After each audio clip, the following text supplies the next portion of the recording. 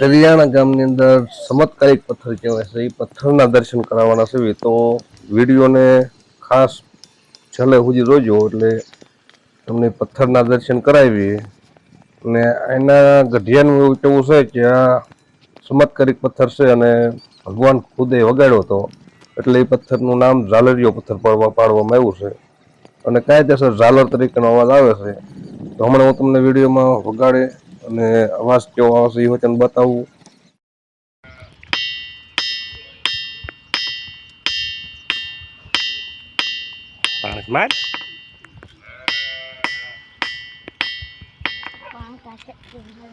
બીજો વાગે પાણી એવડો આવડો વાગે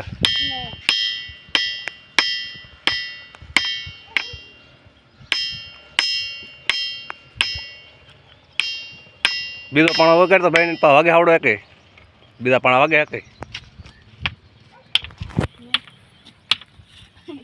તું ક્યાં જાસ એ વાગે છે થોડો આને જેવો હોય વાગતો